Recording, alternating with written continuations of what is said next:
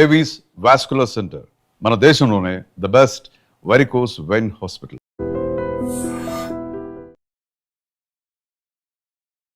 నమస్తే, welcome to I dream. ఇప్పుడు social మీడియాలో మీరు చూడండి, ఎక్కడ చూసినా ఒక వ్యక్తి గురించే మాట్లాడుతున్నారు. గతంలో ఏమనుకున్నారంటే ఇక అయిపోయింది, తన పని అయిపోయింది, ఇక సైడ్ అయిపోయింది అని అందరు మాట్లాడినారు. కానీ ఇప్పుడు సోషల్ మీడియాలో ఎవరైనా టాప్ లో ఉన్నారు అని అంటే ఎమ్మెల్సీ కవిత. తెలంగాణ జాగృతి తరఫున ఆమె ఫైట్ చేస్తున్నారు. కానీ అసలు టార్గెట్ చేయాల్సింది అధికార పార్టీని కదా, అదేంది సొంతంగా వాళ్ళ తండ్రి పార్టీని టార్గెట్ చేసుడేంది? బీఆర్ఎస్ ఎమ్మెల్యేలను గతంలో వాళ్ళు పనిచేసిన తండ్రికి దగ్గరగా ఉన్నటువంటి వాళ్ళని టార్గెట్ చేసుడేంది? డైరెక్ట్ చెప్తలేరు కానీ యాక్చువల్లీ తన అన్ననే టార్గెట్ అంటున్నారు, కానీ హరీష్ రావుని చూపెడుతున్నారు. ఇది కూడా ఒక చర్చ నడుస్తుంది. ఇట్లా చాలా డౌట్లు ఉన్నాయి. ఈ మధ్య కాలంలో తన పాదయాత్ర, జనం బాట అని పాదయాత్ర ఏవైతే చేస్తుండ్రో సుక్కలు సుక్కలు కనబడుతున్నాయి అందరికీ. ఒక్కొక్క ఎమ్మెల్యే మొత్తం చిట్టా పట్టుకొని ఫస్ట్ పాదయాత్ర చేస్తున్నారు, ఆ ఏరియాల సమస్యలు తెలుసుకుంటున్నారు. తెలుసుకొని వచ్చిన తర్వాత నేను ఊరికనే ఆరోపణలు చేస్తలేను, పిచ్చి పిచ్చిగా మాట్లాడే వ్యక్తిని కూడా నేను గాను, ఇగో ప్రూఫ్స్తో సహా వచ్చినా అని చెప్పి ప్రూఫ్స్ కూడా చూపెడుతున్నారు. దాని మీద ఎవరు కూడా విమర్శిస్తలేరు, ఎందుకంటే నిజమే కావచ్చు ఆ ప్రూఫ్స్, క్రాస్ చెక్ చేసుకోవాలా, ఎన్నుంటాయి కథలు. ఇప్పుడు తాజాగా అంటే ఈ రోజే అనుకోండి, ఐడిపిఎల్ భూములు ఏవైతే ఉన్నాయో దాని మీద పెద్ద ఎత్తున చర్చ, రచ్చ.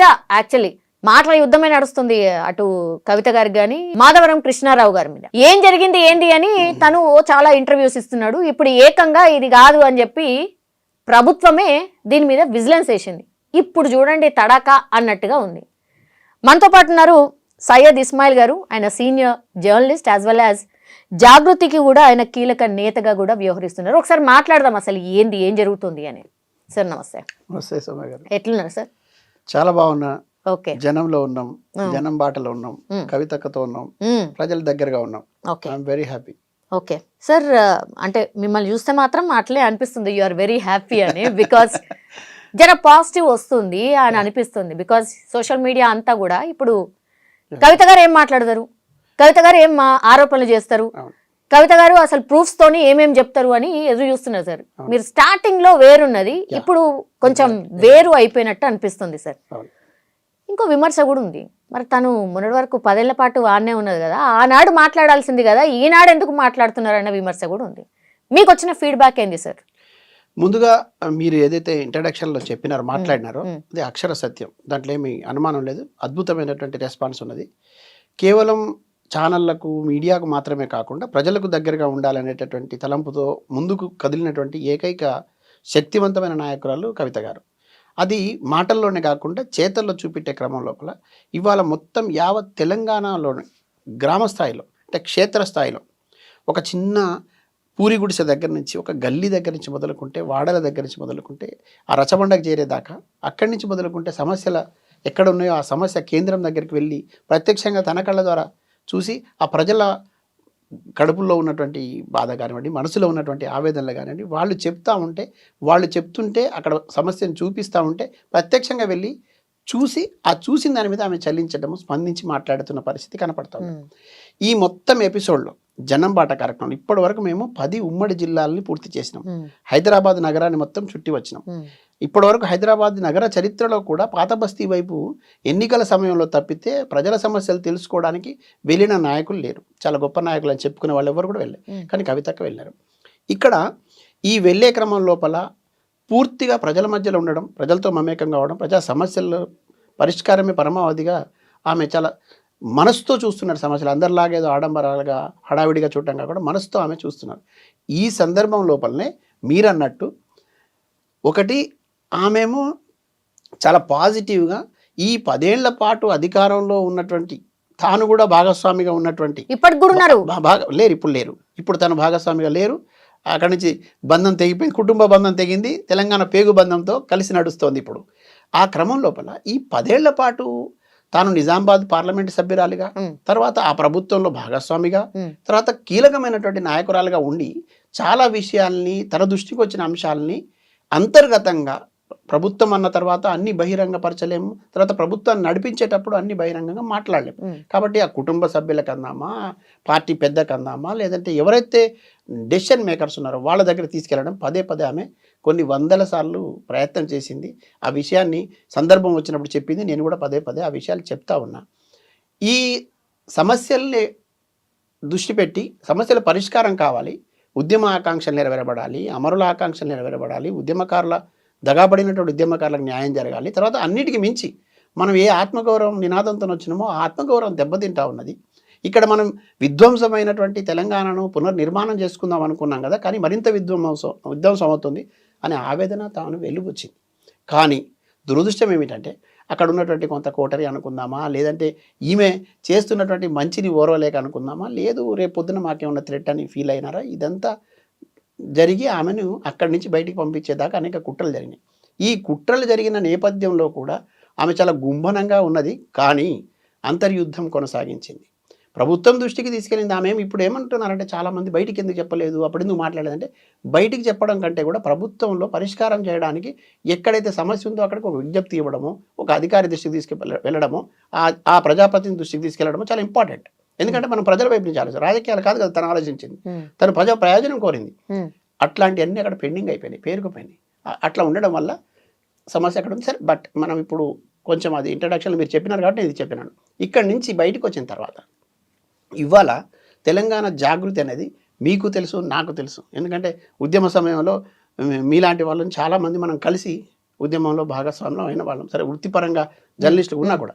కానీ జాగృతి అనేటువంటి ఒక సంస్థను నిర్మించి ఒక ఆడబిడ్డ 19 ఏళ్ల పాటు నిర్విరామంగా ఇప్పటి వరకు ఆ సంస్థ నిర్మాణంతో పాటు ఇక్కడి సంస్కృతి సాంప్రదాయాలను, ఇక్కడ ఆత్మగౌరవాన్ని ఎత్తిపట్టుకొని ప్రపంచానికి చాటి వచ్చింది. సేమ్ టైం కొత్తగా ఏమన్నా తెలంగాణకి ఏమన్నా నేర్పిందా? ఇక్కడ ఒకటి లేదా, బతుకమ్మ లేదా అంటే కవితకు వచ్చిన తర్వాతనే బతుకమ్మ ఆడినరా? ఇట్లా కూడా మాట్లాడింది కదా. నేను మళ్ళీ చెప్తా ఉన్నా, ఈ ప్రశ్న ఉత్పన్నమైన ప్రతి సందర్భంలో మాట్లాడాల్సింది ఏమిటంటే, బతుకమ్మ ఉన్నది, తెలంగాణ కూడా చరిత్ర ఉన్నది, తెలంగాణ కూడా అనేక పోరాటాలు ఉన్నాయి. కానీ వెలుగు చూసిన సందర్భం ఎప్పుడు దాని నాయకత్వం వహించి దాన్ని ఆత్మగౌరవ పతాకలాగా ఎత్తుకొని ప్రపంచాన్ని చాటినటువంటి ఘనత ఎవరు అవునన్నా కాదన్నా కవితక్కది. బతుకమ్మ ఉన్నది, బతుకమ్మ మన సంస్కృతి, మన సాంప్రదాయం. కానీ దాన్ని ప్రతిబింబించేటటువంటి చర్యలు కానీ, దాన్ని గౌరవించేటటువంటి పద్ధతులు కానీ గతంలో ఉన్న చాలా ప్రభుత్వాలు ఉన్నాయి, చాలామంది నాయకులు ఉన్నారే, ఇక్కడ చాలా సంఘాలు కూడా పనిచేసినాయి కదా, వాటికి ప్రయత్నం జరగలేదు. కానీ కవితక్క ద్వారా ఒక మాధ్యమంలాగా కవితక్క పనిచేసింది. దాని క్రెడిబిలిటీ ఇప్పటికి కూడా ఆమెకే ఉన్నది. ఇదే క్రమం లోపల ఇవాటి వరకు కూడా మీరు చూడండి, రాజకీయాల్లో ప్రధానమైనటువంటి ప్రతిపక్షంగా భావించేటటువంటి వాళ్ళు ఏం చేయాలి, ప్రజలకు సంబంధించినటువంటి సమస్యలు మీద నిత్యం పోరాటం చేయాలి. కానీ ఇక్కడ ఏం జరుగుతుంది విచిత్రంగా, ప్రధాన ప్రతిపక్షం అని చెప్పుకుంటున్నటువంటి పార్టీ ట్విట్టర్లకు, సోషల్ మీడియాకు పరిమితమై కర్మాగారాలు ఏర్పాటు చేసుకుంటా ఉంది. కానీ జాగృతి సంస్థను ఏర్పాటు చేసిన వ్యవస్థాపక అధ్యక్షురాలు కవితక్క మాత్రం ఆ రోజు ప్రజల్లోనే ఉన్నది. మీకు తెలుసు, ఉమ్మడి ఆంధ్రప్రదేశ్లో ఇంకా తెలంగాణ రాకముందు అంబేద్కర్ విగ్రహాన్ని అసెంబ్లీలో పెట్టాలని కొట్లాడినటువంటి ఆడబిడ్డ. ఆమెకు సామాజిక స్పృహ ఉన్నది అనడానికి మళ్ళొక్కసారి మీ ద్వారా తెలియజేస్తా ఉన్నా. సామాజిక స్పృహ ఉన్నది కాబట్టి అంబేద్కర్ విగ్రహాన్ని అక్కడ నెలకొల్పాలని ఆమె ఉద్యమిస్తే చాలా రాజకీయ పార్టీలు కొంతమంది అయితే రాలేదు. బీఆర్ఎస్ పార్టీలో కూడా చాలా అనుమానాలు వ్యక్తం చేసినారు, అనివార్యంగా వచ్చి వెనక కూర్చున్నాయి. కొన్ని ప్రజా సంఘాలు ఆమె ముందుకు నడిచినప్పుడు అభినందించి వచ్చి వెనక కూర్చున్న ఫలితంగానే ఇవాళ అసెంబ్లీలో అంబేద్కర్ విగ్రహం ఉంది. అప్పుడే తెలంగాణ రాలేదు, అప్పుడే రాజకీయాలు వేరే. అవును, ప్రతిపక్ష హోదా ఎవరైతే నిర్వహించాలో అది మేము నిర్వహిస్తున్నాం అని అంటున్నారు. మరి క్వశ్చన్ చేయాల్సింది ఎవరిని? అధికార పార్టీని కదా క్వశ్చన్ చేయాల్సింది. మీరు ఇక్కడ వచ్చి బీఆర్ఎస్ పార్టీని క్వశ్చన్ చేస్తే అది మన అధికారంలో ఉందా? నేను మీరు అడిగిన ప్రశ్నకు చాలా సూటిగా చెప్తా ఉన్నా. ఇవాళ ప్రజాక్షేత్రంలోకి వెళ్ళి జనం బాట కార్యక్రమంలో మేము నడుస్తున్నప్పుడు ఆ గ్రౌండ్లో ఉన్నటువంటి సమస్యల్ని కదా మేము ప్రతిబింబించాల్సింది, చెప్పాల్సింది. అక్కడున్న సమస్యల్ని కదా మేము చూడాల్సింది, అక్కడ ఉన్న ప్రజలు చెప్పే మాటలు కదా మేము వినాల్సింది, మా కళ్ళ ముందు కనపడుతున్న సత్యాల్ని కదా మేము గ్రహించాల్సింది. ఈ సత్యాలు చూసినప్పుడు 90% పైగా ఈ 10 ఏళ్లలో జరిగిన విధ్వంసం కనపడతా ఉన్నది. అక్కడ ప్రజాప్రతినిధిగా గెలిపించి మా ప్రాంతం అభివృద్ధి చేస్తాడని నమ్మి ముక్కు ముఖం తెలవకున్న ఉద్యమ నేపథ్యం ఉందని గెలిపించిన వాళ్ళు అక్రమార్జన ధ్యేయంగా, అవినీతి ధ్యేయంగా, సమస్యలు పట్టకుండా, ప్రజల్ని పట్టించుకోకుండా తన సొంత లాభం కోసం పనిచేసుకుంటా పోతూ ఉంటే, ఎక్కడ సమస్యలు అక్కడే ఉంటే, చెరువులు పాడుబడి ఉన్నాయి, నారాలు తీయలేని పరిస్థితిలో ఉన్నాయి, వ్యవసాయానికి నీరు అందిస్తామని అంటే జనం బాటలో బీఆర్ఎస్ నాయకుల గురించే మాట్లాడుతున్నారు, కాంగ్రెస్ గురించి మాట్లాడతలేదు. ఇక్కడ చాలా క్లియర్ గా మనం అర్థం చేసుకోవాల్సింది ఏమంటే, 10 ఏళ్ల భారత రాష్ట్ర సమితి పాలనలో జరిగినటువంటి విధ్వంసాన్ని ప్రశ్నిస్తా ఉన్నాం.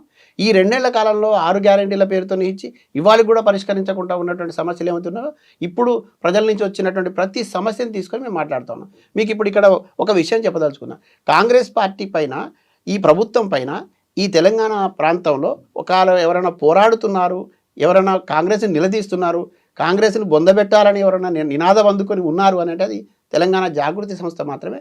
ఎందుకు చెప్తున్నా ఈ మాట అంటే జనం బాట మాత్రమే కాదండి, ఇవాళ ఆర్టీసీకి సంబంధించినటువంటి కార్మికులకు సంబంధించి మేము ఇప్పటికే 2-3 సార్లు ఆందోళన చేసినాం, మళ్ళీ ఇప్పుడు ఆందోళనకు సిద్ధమవుతా ఉన్నాం. 42% రిజర్వేషన్లు ఇచ్చినాకనే అసెంబ్లీ ఇక్కడ ఎన్నికలు పెట్టాలని పోరాటం చేసింది జాగృతి సంస్థ. 2 సంవత్సరాలుగా ఈ పోరాటం కొనసాగుతూ ఉన్నది. ఇక్కడ ఉన్నటువంటి మహిళలకు రిజర్వేషన్ ఇవ్వాలనే అంశంలో ఆ రోజు పార్లమెంటులో కవితక్క మాట్లాడినది, ఈ రోజు కూడా ఆ ఉద్యమాన్ని కొనసాగిస్తూ ఉన్నాం. నిన్న మొన్న విద్యార్థుల ఫీజు రియంబర్స్మెంట్ విషయంలో 10 కోట్లు పెండింగ్లో ఉన్నాయి, వాళ్ళకి ఇవ్వాలి అనేటువంటి విషయంలో ఆందోళనకు దిగింది మేమే. నిరుద్యోగులకు సంబంధించిన అంశంలో వెళ్ళి లైబ్రరీలు అన్నిటి కూడా టచ్ చేసుకుంటూ విద్యార్థులను సమీకరించి టీఎస్పీఎస్ని ముట్టడించింది మేమే. తర్వాత ఇక్కడ ఉన్నటువంటి ప్రభుత్వం ప్రజాధనాన్ని దుర్వినియోగం చేస్తుంది, ప్రజలకు సేవ చేయాల్సినటువంటి ముఖ్యమంత్రి విలాసాలకు వాడుతున్నాడనే గొంతెత్తి నిలదీస్తూ ఆందోళనలు చేపడుతున్నది మేమే. ప్రాజెక్టుల దగ్గర పునరావాసానికి ఉన్నటువంటి వాళ్ళకి సంబంధించి పునరావాస కల్పించాల్సిన దగ్గర తర్వాత వాళ్ళకి చెల్లించాల్సిన డబ్బులు ఇవన్నీ చెప్తున్నారు కానీ అసలు ఇప్పుడు కేసీఆర్ వదిలిన బాణమా కవితక్క, లేదంటే కాంగ్రెస్ వదిలిన బాణమా? పక్కా కాంగ్రెస్లకే పోతుంది, కాంగ్రెస్లోనే మినిస్ట్రీ అవుతుంది, అది ఎంతో దూరంలో లేదు, గ్యారంటీగా కవితక్క కాంగ్రెస్ పార్టీలకే పోతుంది అనేది ఇప్పుడు పెద్ద ఎత్తున అది కూడా నడుస్తుంది. పాజిటివే కాదు, ఇది కూడా తీసుకోవాలి. మరి ఇప్పుడు నేను మాట్లాడే మాటల్ని మీరు అర్థం చేసుకోమని మిమ్మల్ని అడుగుతా ఉన్నా. మీరు అడుగుతున్న ప్రశ్నప్పుడు మిమ్మల్ని అడ్డగించి ఆ ప్రశ్నను వేరే రకంగా మాట్లాడవచ్చు. కానీ నేనేమంటున్నా అంటే మీరు అడిగే ప్రశ్న ప్రజలలో నుంచి ఎక్కడి నుంచో వచ్చి ఉంటుంది, కొన్ని సందేహాలు ఉండి ఉంటాయి, మీ ద్వారా అది వస్తుందనే భావనతో నేను మీకు ఎగ్జాక్ట్లీ దానికి ఆన్సర్ చేయడానికి నేను సిద్ధపడి పూర్తిగా ఆన్సర్ చేసే ప్రయత్నం చేస్తాను. కవితక్క ఎవరో వదిలిన బాణం కాదు, ప్రజలు వదిలిన బాణము, ప్రజల కోసమే పనిచేసే బాణము, ఇక్కడ అవినీతి పాలన అంతమొందించే బాణము, అక్రమార్కుల భరతం పట్టే బాణం కవితక్క. రేవంత్ రెడ్డి మాత్రమే కాదు, ఆయన జేజమ్మలు వచ్చినా కూడా ఈ ప్రాంతంలో అహంకారపూరితంగా లేకపోతే నియంతలాగా వ్యవహరిస్తారన్న వాళ్ళని కూలదోయడమే కవితక్క గురుతర బాధ్యతగా గమనించున్నారు. కేసీఆర్ ఆయన తండ్రి అయినప్పటికీ కూడా ఒకవేళ కేసీఆర్ హయాంలో జరిగినటువంటిది అన్ని అవినీతి కార్యక్రమాలను దాన్ని ఎత్తి చూపేటటువంటి విషయం బాధ్యతను విస్మరించకుండా నిలబడుతున్నది కవితక్క. 10 ఏళ్ల పాలనలో అక్కడ జరిగిన భారతీయ జనతా పార్టీ 8 మంది ఎమ్మెల్యేలు 8 మంది ఎంపీలు ఇక్కడ ఉండి కూడా కనీసం ప్రజల వైపు నుంచి మాట్లాడలేకపోతే ఆ సమస్యలు పరిష్కారం కావాలని అడుగుతున్నది కవితక్క. కవితక్క మళ్ళీ చెప్తున్నా, ప్రజలు వదిలిన బాణం, ప్రజల కోసం వచ్చిన ఒక రామబాణం. నేను ఎందుకు పిఎల్ భూములు అసలు బీజేపీ ఎన్నిసార్లు మాట్లాడింది భూముల మీద, లేకపోతే ఇంకొకళ్ళు కాంగ్రెస్ వాళ్ళే ఎంతమంది మాట్లాడినా ఒక్క విజిలెన్స్ కాదు కదా, ఏమీ వేయలే. మీరు మాట్లాడంగానే విజిలెన్స్ వచ్చేస్తుందా ఎట్లా? అందుకే నేను అడిగిన రేవంత్ వదిలిన బాణం కవితక్క, దీనికి ఇది ఇప్పుడు ప్రూఫ్ కాదా సార్? మిమ్మల్ని నేను అభినందిస్తున్నా. ఎందుకు అని అంటే ఈ ప్రశ్న మీరు అడిగినారు, ఒకవేళ అడగకపోతే నేను మర్చిపోయి ఉండేవాడిని. ఈ ప్రశ్న అడిగినారు కదా, నేను చాలా క్లియర్గా ఏం చెప్పదలుచుకుంటే ఇవాళ ఐడిపిఎల్కి సంబంధించినటువంటి భూముల కుంభకోణానికి సంబంధించి ఆక్రమణకు సంబంధించిన అంశం ఉంది కదా, ఇది చాలా రోజులుగా నానుతున్నప్పటికీ సామాన్య ప్రజలు గొంతెత్తి చెప్తున్నా కూడా ఈ ప్రభుత్వానికి పట్టలేదు. తర్వాత అక్కడ బాధితులు అనేక రకాలుగా ఫిర్యాదులు ఇచ్చిన ఈ అధికారులకు పట్టలేదు. కానీ ప్రజా గొంతుకగా అయ్యి ఇవాళ ప్రజల తరపునటువంటి మాట్లాడుతూ బలమైనటువంటి ప్రజా సమూహాన్ని కూడగట్టుకుని ఉన్న శక్తివంతురాలు కాబట్టే కవితక్కను చూసి ఇవాళ ప్రభుత్వం భయపడతా ఉన్నది. మీకు ఐడిపిఎల్లో ఇప్పుడు మీరు అడిగిన ప్రశ్నకు మేము ఇవాళ సాధించినటువంటి ఘన విజయంగా చెప్తున్నాం. ఇది తెలంగాణ జాగృతి సాధించిన విజయం. ఇవాళ ప్రభుత్వం విచారణకు ఆదేశించడం అంటే కవితక్క చేసిన పోరాటానికి ప్రభుత్వం తలొగ్గింది. ప్రభుత్వం ఇవాళ కవితక్క వెంట ఉండే జనసమూహాన్ని చూసి ఖచ్చితంగా భయపడుతుంది. ఇవాళ కవితక్క వెంట ఉన్నటువంటి సమూహం యొక్క ఆలోచన పరంపర ప్రశ్నల రూపంలో సంధించే క్రమం లోపల ఫిర్యాదులు కూడా వెళ్ళిన సందర్భం లోపల ప్రభుత్వం అనివార్యంగా ఈ నిర్ణయం తీసుకోవాల్సి వచ్చింది. కాబట్టి దీన్ని మనం స్వాగతిద్దాం. ఈ విచారణ పూర్తిగా నిష్పక్షపాతంగా జరగాలి, వేగవంతంగా జరిగిపోవాలి. తర్వాత ఎక్కడ కూడా మళ్ళీ ఈ విచారణలో రాజకీయ జోక్యం కానీ లేకపోతే ఇంకో రకమైనటువంటి ప్రయత్నాలు జరగకుండా పూర్తి నిష్పక్షపాతంగా విచారణ జరగాలి. కవిత గారి భర్త మీద కూడా ఆరోపణలు ఉన్నాయా లేవా? 100% ఆ కవితక్క పైన కానీ కవితక్క భర్త పైన కానీ ఆరోపణలు చేస్తున్న వాళ్ళకి నేను మళ్ళీ సవాల్ చేస్తా ఉన్నా.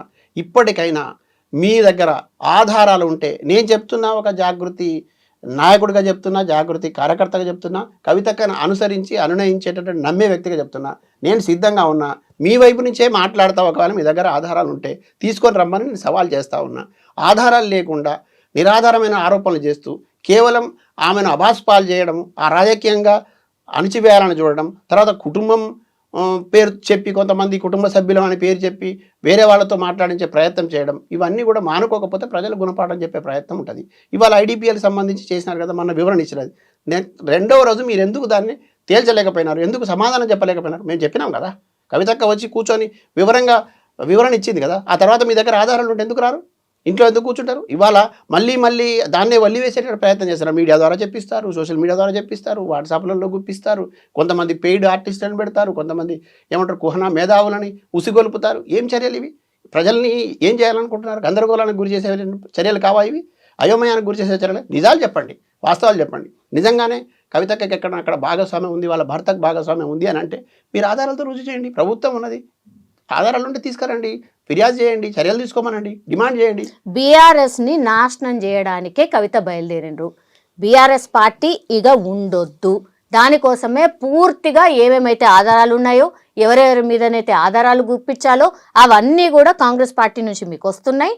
అవి జనం బాట పేరు మీద నడుస్తారు, తర్వాత మీడియా ముందుకొచ్చి అవన్నీ చెప్తారు. ఒకటి పర్సనల్ ఎజెండా కవిత గారిది కూడా ఉంది.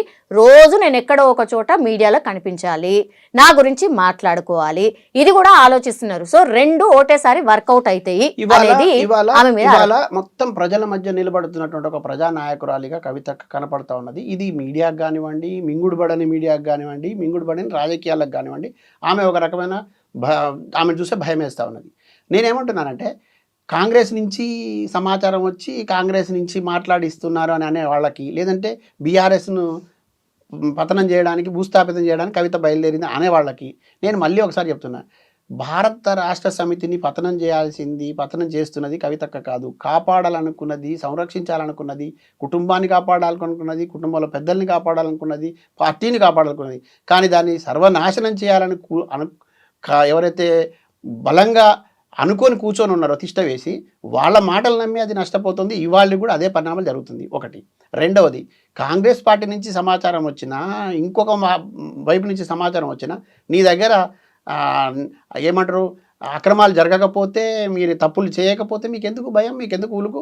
మీ దగ్గర జరిగింది కాబట్టే కదా అక్రమాలు బయటకు వచ్చేస్తున్నాయి. ఆ అక్రమాలు బయటకు వచ్చినప్పుడు ఖచ్చితంగా ప్రజల మధ్య నిలబడి అక్రమాలు జరిగినాయి, విచారణ జరపమని మేము తప్పకుండా అడుగుతాం. కాంగ్రెస్ వాళ్ళు ఇచ్చిన అడుగుతాం, భారతీయ జనతా పార్టీ ఇచ్చిన అడుగుతాం, ఇంకొక పార్టీ వాళ్ళు ఇచ్చిన అడుగుతాం. మేము ప్రజల వైపు నిలబడతామని అనుకున్న వాళ్ళం, మేము రాజకీయాలు చేయాలనుకున్న వాళ్ళం కాదు. ఏ రాజకీయాలు చేయాలనుకుంటున్నాం? ప్రజలకు ఉపయోగపడేటటువంటి రాజకీయాలు చేయాలనుకుంటున్నాం, ప్రజలకు పారదర్శకమైనటువంటి రాజకీయ పాలన అందించాలని బలంగా అనుకుంటున్నాం. ఇప్పుడు రోజుకొకల గురించి మాట్లాడుతున్నారు కదా సార్, మీ లెక్క ప్రకారం, మీ అంచనా ప్రకారం బీఆర్ఎస్కి సంబంధించిన నాయకులు దోచిన భూములు ఎంత?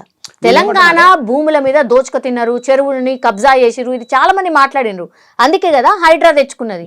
నిజం చెప్పాలంటే ఎన్ని వేల ఎకరాలు, ఎన్ని లక్షల ఎకరాలు ఇప్పుడు బీఆర్ఎస్ నాయకుల చేతిలో ఉన్నాయి చెప్పండి సార్. నేనేమంటాను అంటే, బీఆర్ఎస్ పార్టీ హయాంలో జరిగినటువంటి భూ కుంభకోణాలు, భూదందాలు, ప్రభుత్వ భూముల ఆక్రమణలు నిజానికి చెప్పాలంటే విప్పుకుంటా పోతే పెద్ద చిట్టానే ఉందన్నట్టు కనపడతా ఉన్నది. మనం లెక్కలేసి మాట్లాడుకోవాలంటే దానికి ఒక సిట్ వేయాలి. అసలు వాస్తవం చెప్పాలంటే ఒక సిట్ వేసి దానికి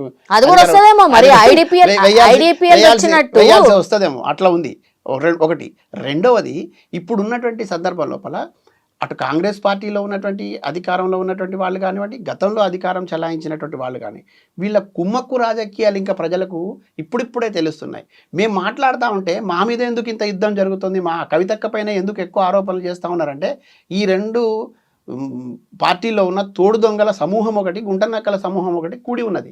ఆ గుంటనక్కల సమూహం అంతా కూడా వాళ్ళ చీకటి ఒప్పందాలని, వాళ్ళ అక్రమ వ్యాపారాలని, రాజకీయాలలో వేరుగా ఉంటారు, వ్యాపారాల్లో భాగస్వాములుగా ఉంటారు. పొద్దున తిట్టుకుంటారు, రాత్రి కలుస్తుంటారు. నేను నిన్న మన ఒక ఇంటర్వ్యూలో కూడా చెప్పిన, ఇప్పుడు ఈ మధ్య ఇక్కడక్కడ కలుసుకోవడం కాకుండా విమానాల్లో కూడా కలుసుకునేటువంటి పరిస్థితికి వచ్చినారు. అంటే వాళ్ళ వ్యాపారాలు కొనసాగుతున్నాయి. నేను చాలా సూటిగా స్పష్టంగా అడుగుతున్నా, కాంగ్రెస్ పార్టీతో మేము కనుక మిలాఖత్ అయినా, లేకపోతే కాంగ్రెస్ పార్టీకి మేము మేలు చేయాలని అనుకుంటే, మేము వీళ్ళకి సంబంధించినటువంటి భాగవతాలు రోజు చెప్తా ఉంటే ఎందుకు విచారణ చేపట్టలేదు? ఇవాళ అవునన్నా కాదన్నా ప్రజలకు సంబంధించిన విజ్ఞప్తి కాబట్టి ఐడిపిఎల్ది వచ్చింది. కానూరుపల్లి అనే ఒక దగ్గర పునరావాసం కోసం మా భూములు పోతున్నాయి, మాకు పునరావాసం చెల్లించడంలో ప్రభుత్వం జాప్యం చేస్తుందంటే మొట్టమొదట పోయినటువంటి నాయకురాలు కవితక్క. అక్కడ మేము వెళ్ళిన తర్వాత న్యాయం జరిగింది. ఉదయ సముద్రం దగ్గర మేము వెళ్ళిన తర్వాత న్యాయం జరిగింది. ఇక్కడ హైదరాబాదులో చాలా సందర్భాల్లో విద్యార్థులకు సంబంధించి అంశాలు వచ్చినప్పుడు మేము మాట్లాడిన అంశాలకు కొంత న్యాయం జరిగింది. ఇవాళ ఐడిపిఎల్ కూడా మేము విజయం సాధించినాం దాని మీద. నేను ఏమంటున్నానంటే పేర్లు నేను చెప్పనండి, నేను కూడా ఎందుకు చెప్పాలి పేర్లు కూడా. కానీ మీకు తెలుసు కదా, మీ ఫ్రెండ్సే కదా, మీరంతా విమానంలో కలుసుకున్నారు కదా ముఖ్యమంత్రి గారు. మీకు విమానంలో కలిసి నా కాళ్ళు మొక్కడానికి ప్రయత్నం చేసిందని మీరే కదా మీ సన్నిహితుల దగ్గర చెప్తేనే కదా బయట పొక్కింది. ఒకవేళ కాదంటే కూడా చెప్పండి, మీరెందుకు వాళ్ళతో ములాఖాత్ అవుతున్నారు ఒకటి. రెండోది, భారతీయ జనతా పార్టీకి సంబంధించిన ఫ్లోర్ లీడరు భారతీయ జనతా పార్టీకి సంబంధించిన అంశాలు మాట్లాడాలి, లేదు ఏ రాజకీయ పార్టీ తప్పులు చేసినా ఎత్తి చూపాలి, లేదు ప్రజలు ఎదుర్కొంటున్న ఈ రాష్ట్రంలో ఏ మూల సమస్య ఉన్నా మాట్లాడాలి. ఆయనకు కవితకు సంబంధించి హరీష్ రావుని తిడితేనో, లేకపోతే భారత రాష్ట్ర సమితికి సంబంధించిన ఒక దగ్గర అవినీతి జరిగిందంటే ఈయన వచ్చి వాళ్లకు ఏర్పాటు చేసుకున్న అదనపు శాసనసభాపక్ష నాయకుల్లాగా మాట్లాడతాడు. వీళ్ళేమో మాట్లాడరు. ఎవరు బీఆర్ఎస్ సంబంధించిన నాయకులు మాట్లాడరు, ఈయన మాట్లాడితే చాలా విచిత్రంగా అనిపిస్తుంది. అది ఎందుకు మాట్లాడతారో ఎందుకు మాట్లాడతలేరు? బీఆర్ఎస్ కి సంబంధించిన నాయకులు మనకు తెలుసు సార్, గతంలో కూడా మంత్రులు ఉన్నా కూడా ఎవరు వచ్చి మాట్లాడిన సందర్భాలు లేవు. ఐదర్ హరీష్ రావు గారు రావాలి, లేదంటే కేటీఆర్ రావాలి. రావట్లేదు అంటున్నా, మాట్లాడమంటే మేము కూడా అదే అడుగుతున్నాం. ఏం భయం పెట్టిండ్రు అసలు? వాళ్ళు ఎందుకు వచ్చి మాట్లాడతలేరు? ఇంత ఆరోపణలు చేస్తే అసలు ఏం మాట్లాడతలేరు? నేనేమంటున్నా, నేను చాలా చెప్పే ప్రయత్నం చేస్తున్నా, అర్థమయ్యే వాళ్ళకి చాలా మందికి అర్థమవుతుంది, ఇంకా మన మీడియాలో ఉన్న కొంతమందికి అర్థం కావట్లేదు. విషయం ఏంటంటే హరీష్ రావు గారు లాంటి వాళ్ళు వచ్చి మాట్లాడాలి మా మీద ఆరోపణలు తప్పమ్మా, నువ్వు చేసిన ఆరోపణలకు నా దగ్గర ఇది ఆధారం ఉంది, నువ్వు నేను ఆధారం అని చెప్పి చెప్పగలగాలి ధైర్యం ఉంటే. కానీ చీకట్లో తయారవుతాయి ఈ చీకటి కర్మాగారాలు కొన్ని తయారైనాయి. ఈ మధ్యన కుహన మేధావుల సమూహం ఒకటి తయారైంది. విశ్లేషకులు చెరుపుతో పేరుతో విచక్షణ లేకుండా మాట్లాడే కొంతమంది తయారైనారు. వాళ్ళ ద్వారా మౌత్ పీసులుగా వాడుతున్నారు వాళ్ళని. ఇది మంచిది కాదంటున్నాను. నేను ఏమంటున్నా అంటే తాత్కాలికంగా మీకు ఆనందం కలగవచ్చు, లేదంటే తాత్కాలికంగా కొంచెం ఉపశమనంలాగా మీకు అనిపించవచ్చు, కానీ దీర్ఘకాలికంగా చూసుకుంటే మీరు రాజకీయ సమాధి అవుతుంది ఇటువంటి. ఎందుకంటే ప్రజలు ఎన్ని రోజులని ఈ ఊకదంపుడు మాటలు వింటారు, ఈ తప్పుడు ప్రకటనలు ఎంతకాలం చూస్తారు? ఏదో ఒక రోజు నిజం తెలిసే అవకాశం ఉంటుంది కదా, వాస్తవాలు బయటకు వస్తాయి కదా.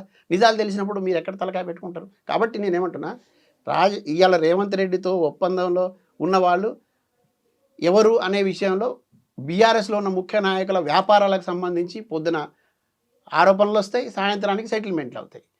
ఒకరోజు విచారణ అంటారు, మళ్ళీ తర్వాత వార్త ఉండదు పేపర్లో. ఈరోజు అరెస్ట్ అయిపోతున్నారనే ప్రకటన వస్తుంది, మళ్ళీ కాంప్రమైజ్ అయ్యే పరిస్థితి. ఎవరిని మభ్య పెడుతున్నారు? కవితక్కని ఎందుకు నిందితురాలుగా చూపించే ప్రయత్నం చేస్తున్నారు? ఆమెను ఎందుకు బూచిగా వాడతారు? మీకు దమ్ము ధైర్యం ఉంటే మీరు రండి బాబు, వచ్చి మాట్లాడండి, లేదంటే రుజువు చేయండి. ఇన్ని పత్రికలు, ఇన్ని మీడియాలు, ఇంత మెయిన్ స్ట్రీమ్ మీడియా, మీరు సోషల్ మీడియాలో చాలా బలవంతులు కదా, ట్విట్టర్లో కదా, మీ ఓటమి కారణమైన కర్మాగారాలు ఉన్నాయి కదా, ఒక్కసారి మాట్లాడితే ఇక అసలు అమ్మో కవిత గారి స్టేచర్ పెరిగిపోయింది, అచ్చా కవిత గారి గురించి అందరు మాట్లాడుతున్నారు కాబట్టి అట్లా ఎప్పుడు మాట్లాడతలేరేమో. ఆ ఫార్ములా బీఆర్ఎస్ పాటించింది కదా. మీరు ఏ ఉద్దేశంతో మీరు అడిగారో కానీ నేను చాలా స్పష్టంగా చెప్తున్నా, కవిత గారు ముందు నిలబడి మాట్లాడి ధైర్యంగా తట్టుకునే శక్తి వీళ్ళకి లేదు, వీళ్ళకి ఆ స్టేచరే లేదు, వీళ్ళెవరికి లేదు. కవితక్క అపర మేధావి, విషయాలలో చాలా పరిజ్ఞానం ఉన్న వ్యక్తి, ఈ ప్రాంతం మీద మంచి పట్టున్న వ్యక్తి, ప్రజా సమస్యల్ని గట్టిగా అర్థం చేసుకున్నటువంటి వ్యక్తి, సమస్య పరిష్కారం ఎట్లా చేయాలనేటువంటి తెలిసిన దాంట్లో నైపుణ్యం కలిగినటువంటి వ్యక్తి. తర్వాత ఈ కుట్ర రాజకీయాలను తిప్పికొట్టడంలో ఆమెను మించిన వాళ్ళు లేరు. మీరు చూస్తుంటారు కదా, ఈ మొత్తం గాలి కొట్టుకుపోతాయి. తాత్కాలికంగా వీళ్ళు మేమేదో గట్టి యుద్ధం చేస్తున్నాం, ఈ యుద్ధంలో కవితను ఓడిస్తూ ఉంటారు. ప్రజాయుద్ధం మొదలైంది. ప్రజాయుద్ధ క్షేత్రంలో రేపు రాజకీయ యుద్ధ క్షేత్రం కూడా జరుగుతుంది. ఖచ్చితంగా మా సైన్యం బలంగా ఉంటుంది. మీ ఊకదంపుడు ఉపన్యాసాలు తాత్కాలికంగా మీ ఏదో ఉన్నాయో వీటన్నిటికి కూడా బొందబెట్టే సందర్భం వచ్చింది. ఇప్పుడు నేనేమంటున్నానంటే, రాజకీయాలు చేస్తున్నారు కదా వీళ్ళు, రాజకీయ నాయకులు. రేవంత్ రెడ్డి మాట్లాడుతున్నప్పుడు కూడా, మిగతా వాళ్ళు మాట్లాడుతున్నప్పుడు కూడా పెద్ద పెద్ద మాటలు చెప్తున్నారు కదా, ఆచరణలు ఎందుకు ఉండట్లేరు అంటున్నా. మీరు ఆరోపణలు మాట్లాడుతున్నారు కదా, ఎందుకు చర్యలు తీసుకోవట్లేదు అంటారు. 2 సంవత్సరాలు అయింది బ్రదర్ అధికారంలోకి వచ్చి రేవంత్ రెడ్డి గారు. మీరు చాలా పెద్ద మాటలు చెప్పి కదా ప్రజల్ని మభ్య పెట్టారు. నేను వస్తే ఆయన్ని బొంద పెడతా, వస్తే విన్ని జైల్లో పెడతా, వస్తే ఆయన కేసులు తీస్తాను. అరే 2 సంవత్సరాలు అవుతోంది, విచారణల పేరుతో కాలయాపన చేస్తున్నారు. చాలామంది నవ్వుతూ మాట్లాడుతున్నారు, సీరియల్ పేర్లు చెప్తూ ఆ సీరియల్ లాగా ఈ సీరియల్ లాగా. చర్యలు తీసుకోకపోతే ఇంకా ఉన్న కాలం అంతా ముగిసిపోయిన తర్వాత మీరు ఇంకెప్పుడు చర్యలు తీసుకుంటారు? ఎప్పుడు మీరు వాళ్ళ మీద యాక్షన్ తీసుకుంటారు? అంటే మీ చీకటి ఒప్పందాలు ఉన్నట్టా కాదంట? ఇప్పుడు దీంట్లో మీకు అర్థమవుతున్నది ఏమిటి? కవితక్కని ఎందుకు మధ్యలో తీసుకు? కవితక్క ఏమన్నా ఇప్పుడు రాజకీయాలు చేసి వాళ్ళకి సంబంధించిన ఏమన్నా విషయాల్లో ఇన్వాల్వ్ అయిందా? అరే రోజుకొకరితో మాట్లాడిస్తుంటే ఆన్సర్ చేస్తున్నాం, మేము తప్పకుండా తిప్పికొట్టే ప్రయత్నం చేస్తున్నాం. కొద్ది రోజులు మౌనంగా కూడా ఉన్నాం, మేము ఇంతకాలం మేము మౌనంగా ఉన్నాం. ఇప్పుడు జాగృతి లెక్క లేదు సార్, రాజకీయ పార్టీ లెక్క ఆల్రెడీ మారిపోయింది. ఇంకేంటి రాజకీయ పార్టీ పెట్టడమే తర్వాత. ఇప్పుడు కవిత గారు మొత్తంగా కూడా తన గెటప్ మార్చుకున్నారు, టోటల్లీ డిఫరెంట్ ఆ వేషధారణ కూడా వచ్చేసిర్రు, జయలలిత పోలినటువంటి వేషధారణకు వచ్చిండ్రు అనేది ఒకటి.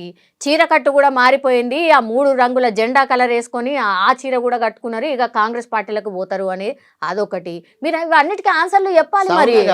సౌమ్య గారు ఇవాళ నేనేమంటున్నా, మనకు పండగలు పబ్బాలు కొన్ని సందర్భంలో కొన్ని అమ్మవారికి సంబంధించినటువంటి ఏమంటారు ఉత్సవాలు జరుగుతాయి మన దగ్గర. అమ్మవారు ఒక్కొక్క రోజు ఒక్కొక్క రూపంలో కూడా దర్శనం ఇస్తారు. మనం వెళ్తాం అమ్మవారి దగ్గర కూడా. ఎందుకు ఆ అమ్మవారు ఆ దర్శనం ఇచ్చినారు, ఎందుకు ఆ రూపాలు తీసుకున్నారు, ఆ సందర్భం ఎందుకు వచ్చింది అంటే అక్కడ ఉన్నటువంటి సిచ్యువేషన్కు.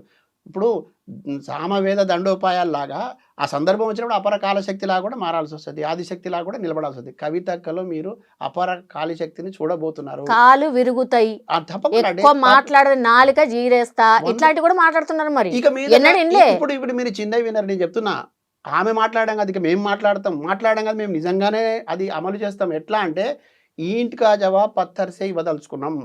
ఇప్పటిదాకా మేము చాలా సౌమ్యంగా ఉన్నాము, ఓపికతో ఉన్నాము. ఎందుకనంటే మేము కూడా ఇప్పుడిప్పుడే ప్రజల్లోకి వెళ్తున్నాం కదా. ఆ ప్రజలకు వెళ్ళినప్పుడు ప్రజల సంబంధించిన నాడు ఎట్లా ఉంది, ప్రజల ఆలోచనలు ఎట్లా ఉన్నాయి, అసలు ప్రజలు మమ్మల్ని కూడా యాక్సెప్ట్ చేస్తున్నారా లేదా, ప్రజలు మాకేం చెప్పదలుచుకున్నారని విన్నాం మేము. ప్రజలు మా వెంట బలంగా ఉన్నారు, మాకు ధైర్యం ఇస్తున్నారు, మాకు శక్తిగా నిలబడుతున్నారు, ముందుకు సాగమంటున్నారు, భవిష్యత్తు రాజకీయాల వైపు ప్రయాణం చేయమని ప్రజలు చెప్తున్నారు. ఎప్పుడు పార్టీ ఎప్పుడు సార్? తప్పకుండా ఉంటుందండి, మీకు అందరికి ఎప్పుడు త్వరలో ఉంటుంది. మేము జనం బాటలో ఉన్నాం. ఈ జనం బాట పూర్తయిన తర్వాత మా ప్రణాళిక ఉంటుంది.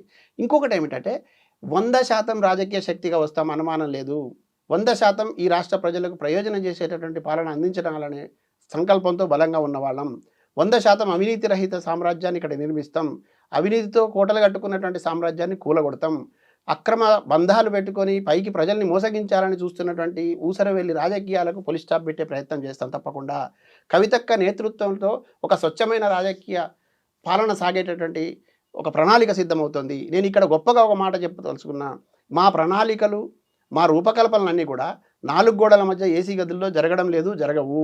మేము గ్రామ స్థాయిలో ఉన్నటువంటి పేద బిడ్డల గుడిసెల దగ్గర నుంచి, కాలనీల దగ్గర నుంచి వెలివేసినామని వెరిచేష్టలు చేస్తూ వెలివేసిన గూడాలని చెప్తున్నటువంటి వాళ్ళలో వెలుగులు నింపే ప్రయత్నం సంబంధించి అక్కడి నుంచి ఆలోచనలు తీసుకుంటా ఉన్నాము. ఒక కార్మికుడి దగ్గర నుంచి కార్మిక శక్తి దగ్గర నుంచి తీసుకుంటున్నాము, నాగలి బట్టి అన్న దగ్గర నుంచి తీసుకుంటున్నాము, కూలి పని చేసే తల్లి దగ్గర నుంచి మేము ఆలోచనలు తీసుకుంటున్నాము. మా రూపకల్పన, మా ప్రణాళిక వాళ్ళు రచిస్తారు. అందరూ కొత్త నాయకులే ఉంటారు. ఇప్పుడైతే మీ పక్కన అందరు కూడా కొత్త నాయకులే ఉన్నారు. ఇప్పుడు బీఆర్ఎస్ వాళ్ళని ఏమైనా భయపెట్టించి వాళ్ళని మీ వైపు తిప్పుకునే ప్రయత్నం ఏమైనా జరుగుతుందా? బీఆర్ఎస్ వాళ్ళని ఏమైనా జాయిన్ చేసుకోబోతున్నారా రాజకీయ పార్టీ? పరిస్థితుల్లో అవినీతి మరకలు అంటిన వాళ్ళని మాతో ఉంచము, ఉండరు. మీరు చూడండి, అవినీతి మరకలు ఉన్న నాయకులు మా వెంట లేరు, ఉండరు. ఒకటి, ప్రజల ఆమోదం లేని నాయకులు ఉండరు, అది గుర్తుపెట్టుకోండి. ప్రజలు కోరుకున్న వాళ్ళే నాయకులకు ఎదుగుతారు. నాలాంటి వాళ్ళు చాలా మంది వస్తారండి. మేమేమో పుట్టుకతోనే రాజకీయాల్లో ఉన్నామా, మాకేమన్నా గాడ్ ఫాదర్ ఉన్నారా? ఇప్పుడు కవితక్క లాంటి ఒక ఆశాకిరణం ఉన్నది, ఒక వేదిక అద్భుతంగా తయారవుతున్నది, ఒక ఆదర్శవంతమైనటువంటి సమూహం ఒక దగ్గర చేరినప్పుడు ఆ సమూహంలో నిలబడి మేము కూడా ప్రజలకు రేపు చేయాలనుకున్న నాలాంటి వాళ్ళు చాలామంది వస్తారు.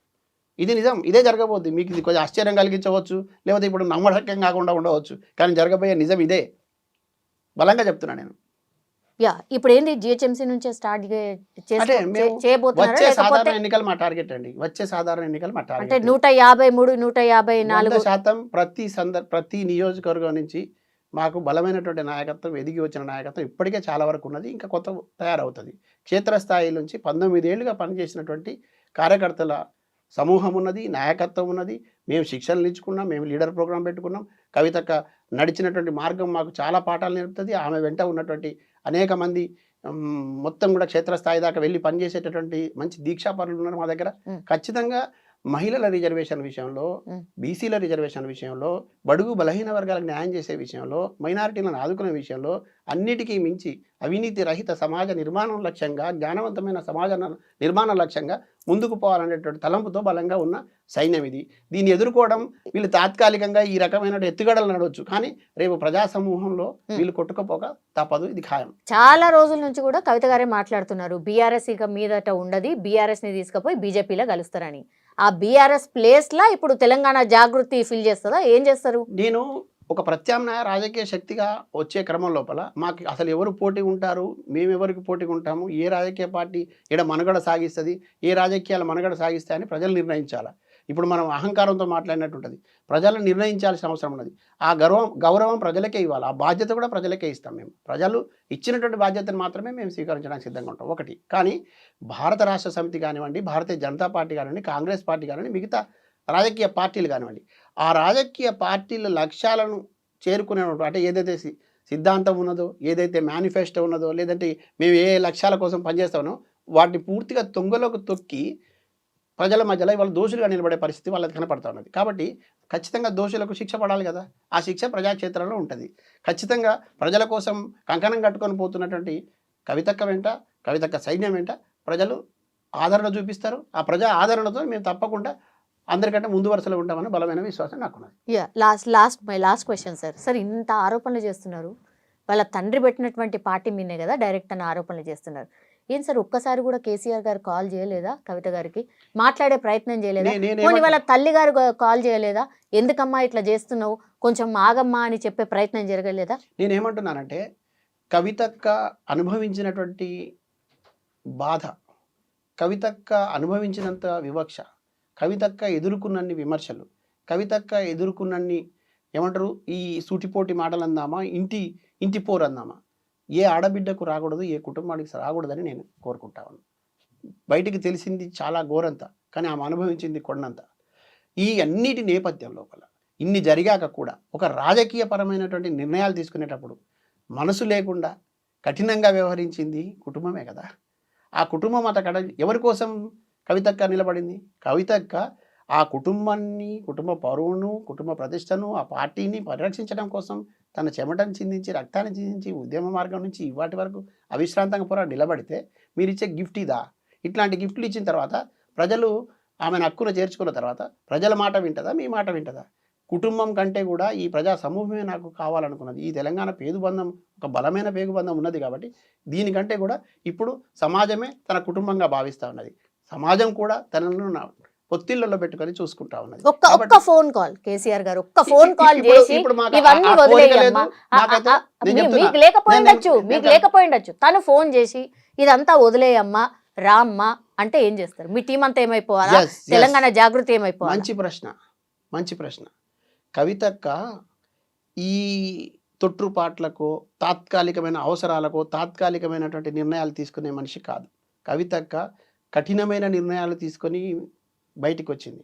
ఆమె చాలా కఠినంగా ఉంటుంది, మృదు స్వభావి, హృదయం చాలా పేదల కోసం ఆలోచించేటటువంటి హృదయం. కానీ రాజకీయాల్లో కూడా దురంధరులు అంటారు కదా, తలపండిన వాళ్ళు అంటారు కదా, వాళ్ళందరినీ తలదన్నే విధంగా తన రాజకీయం చేయబోతా ఉన్నది. తను రాజకీయం మాత్రమే కాదు, ఈ ప్రజల్ని కాపాడుకోవడం కోసం తన శక్తిని అంతా ధారపోయాలని నిర్ణయించుకున్నది. మాలాంటి వాళ్ళం కూడా వెళ్ళి అక్కడ నిలబడ్డామంటే కూడా మీరు ఆలోచించండి. మాకేం రాజకీయాలు లేవు కదా, మేమేమి వేరే రకమైన ప్రయోజనాలు కోరి ఉన్న వాళ్ళం కదా, ఉద్యమ బిడ్డలం కదా. ఇవాళ ఆమెతో కలిసి నడుస్తున్నప్పుడు ఈ సమాజంతో కూడుకున్న పేగుబంధం ఉన్న ఆ బంధంతో, ఆ బలంతో ఇవాళ మేము ముందుకు సాగాలనుకుంటున్నాం. కవితక్క బలహీన మనస్కురాలు కాదు, చాలా బలవంతమైనటువంటి మనస్కురాలు, చాలా గొప్ప ఆలోచనలు కలిగినటువంటి వాళ్ళు, మంచి అపర మేధావిని. మళ్ళీ చెప్తున్నా, మీరు జయలలితతో పోల్చుకుంటారా, మమతా బెనర్జీతో పోల్చుకుంటారా, సుష్మా స్వరాజ్తో పోల్చుకుంటారా, ఇందిరాగాంధీతో పోల్చుకుంటారా? నేనేం చెప్తున్నానంటే ఈ దేశంలో అత్యంత శక్తివంతమైన నాయకురాలిగా కవితక్క ఆవిష్కారం కాబోతున్నారు. అది తీరుతుంది. దానిలో భాగంగానే మీరు వేషధారణ గురించి మాట్లాడుకోండి, ఆమె వెళ్తున్న స్టైల్ గురించి మాట్లాడుకోండి, ఇంకేదైనా మాట్లాడుకోండి. ఒకే ఒక లక్ష్యం, ప్రజలకు దగ్గర కావడానికి, ప్రజల మనసులు చూరగొనడానికి, ప్రజల సమస్యల్ని మనసుతో చూడడానికి, ఆ సమస్యల పరిష్కారం కోసం పనిచేయడానికి, అర్థవంతమైన సమర్థవంతమైనటువంటి పాలన అందించడానికి ఆమె అడుగులు పడుతున్నాయి. ఆ అడుగుల్లో మా అడుగులు ఉంటాయి. ప్రజల ఆశీస్సులు కూడా మాకు ఉన్నాయి, మరింతగా ఉండాలని కోరుకుంటున్నాయి. మీలాంటి వాళ్ళందరి సహాయ సహకారాలు, మీడియాకు సంబంధించిన కూడా నిజాలు చెప్పే క్రమం లోపల మా వెంట మాకేదైనా ఈ అక్రమార్కుల నుంచో లేదంటే తప్పుడు పద్ధతుల్లో బురద జల్లే వాళ్ళ దగ్గర నుంచో రక్షణ కవచంగా కూడా మీలాంటి వాళ్ళు ఉండాలని నేను కోరుకుంటాను. థ్యాంక్ యూ ఇస్మాయిల్ గారు, థ్యాంక్ యూ సో మచ్ అండి. And for more videos, please subscribe to iDream. Please subscribe to iDream. Please subscribe iDream. And please subscribe to iDream. For more videos, subscribe to iDream. please like, share and subscribe to the channel. Congratulations, iDream. Subscribe to iDream. Subscribe to iDream. So subscribe to iDream Media. iDream team అందరికి huge congratulations. Please subscribe iDream Media. Please subscribe to iDream. Subscribe iDream. Please subscribe to iDream.